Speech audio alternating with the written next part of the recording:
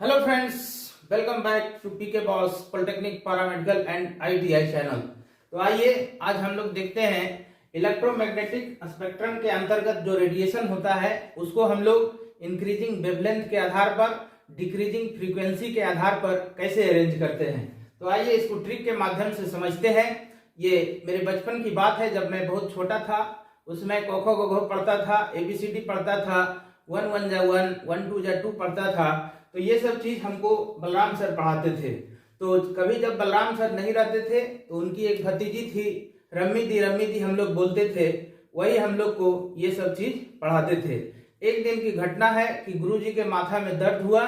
उन्होंने बोला कि रम्मी थोड़ा सा विक्स ला के माथा में लगा दो। तो रम्मी दी गई लगाने के लिए।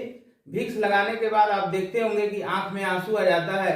वही आंसू उनके आंख में आ गया। उसी आंसू को मैंने देखा था, मैं उसमें बहुत छोटा था, समझा कि गुरुजी रो रहे हैं। तो वही घटना मेरे दिमाग में सेट कर गया और जब मैं बड़ा हुआ तो इसको जब पढ़ा तो उसी घटना को एक ट्रिक के माध्यम से यहाँ पर सेट कर दिया। तो मैंने लिखा है, रम्मी दी ने विक्स लगाया, गुरुजी यानी कि बलराम सर रो पड़े।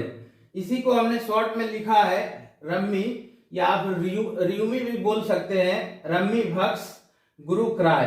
ठीक है, भिक्स को हमने भक्स कर दिया है, VUX, और गुरुजी वही बलराम सर, और क्राय मतलब हो गया रो पड़े। तो देखिए, when electromagnetic radiations are arranged in order of their increasing wavelengths और decreasing frequencies, the complete spectrum obtained is called electromagnetic spectrum. अब देखिए, इसमें बहुत सारे रेडिएशंस होते हैं जिसको हमें अरेंज करना है। तो देखिए, सबसे पहले इधर से शुरू करते हैं, अपोजिट डायरेक्शन से। तो रम्मी भक्स गुरु क्राय। क्राय का पहला लेटर क्या है बच्चों? C है, तो C से बन गया कॉस्मिक रे। उसके बाद गुरु में G लेटर लीजिए, इससे आपका गामा रेज बन जाता है।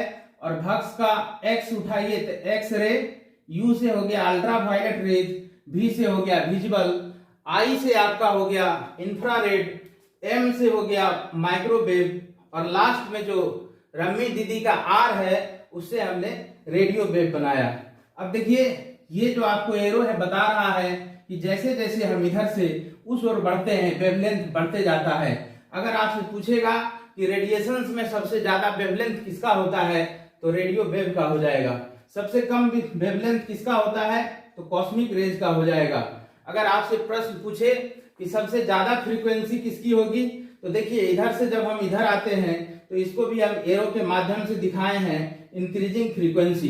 सबसे ज्यादा फ्रीक्वेंसी किसकी होती है बच्चों, तो सबसे ज्यादा फ्रीक्वेंसी होती है कॉस्मिक रेज की, गामा रेज की। और इसका उल्टा हो जाएगा, जब इस दिशा में आएंगे तो इधर हो जाएगा आपका मिनिमम वेवलेंथ, कम तरंग दैर्ध्य वाला किरण। जैसे कॉस्मिक रे का आपका जो वेवलेंथ है वह मिनिमम होगा, और वही फ्रीक्वेंसी जब बोलेगा तो हो जाएगा, क्या हो जाएगा बच्चों, मैक्सिमम हो जाएगा। अब देखिए, विजिबल वाला जो पार्ट है इसको भी हम इसी स्पेक्ट्रम में एडजस्ट कर दिए हैं। आप जानते हैं कि विजिबल रे जो होता है कितने भाग में बढ़ जाता है, 7 भाग में, VIBGYOR।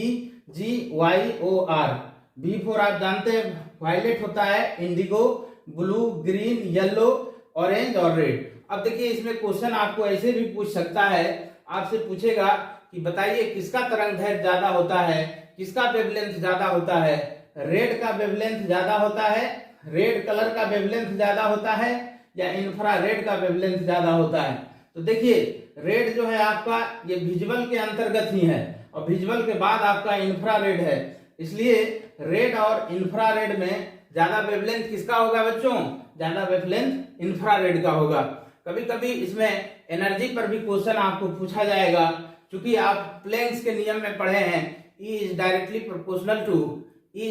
Proportional to frequency.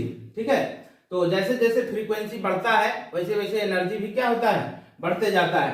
तो अगर ऊपर वाले में आपसे पूछेंगे कि सबसे ज्यादा एनर्जी किसका है, तो प्लैंक्स के नियम के अनुसार सबसे ज्यादा एनर्जी किसका हो जाएगा, कॉस्मिक रे का हो जाएगा। और सबसे कम एनर्जी आपका किसका हो जाएगा बच्चों, रेडियो वेव का हो जाएगा, क्योंकि उसका फ्रीक्वेंसी बहुत कम है।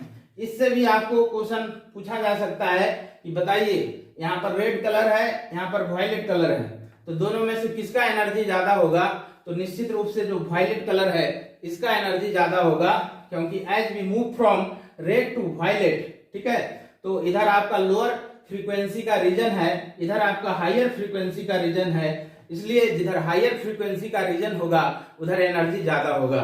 तो दो तरह से क्वेश्चन पूछा जाएगा इसमें, एक एनर्जी के बेसिस पर पूछा जाएगा, दूसरा है कि वेवलेंथ, और एक तरह से और फ्रीक्वेंसी के बारे में भी पूछ सकता है। तो आइए इस छोटे से टर्म को सीखने के बाद, इस छोटे से टॉपिक को सीखने के बाद आपसे लेते हैं विदा। उम्मीद करते हैं कि आपको ये ट्रिक पसंद आया होगा, और इस ट्रिक को कॉपी कोई नहीं कर सकता है, क्योंकि कोई बलराम सर को नहीं बना सकता है, कोई रमी दी को नहीं बना सकता है, कोई मेरा बचपन फिर से नहीं बना सकता है, इसलिए इस ट्रिक का कॉपी भी कोई नहीं कर सकता है। तो इसी के साथ आइए आपसे लेते हैं विदा। जय हिंद दोस्तों।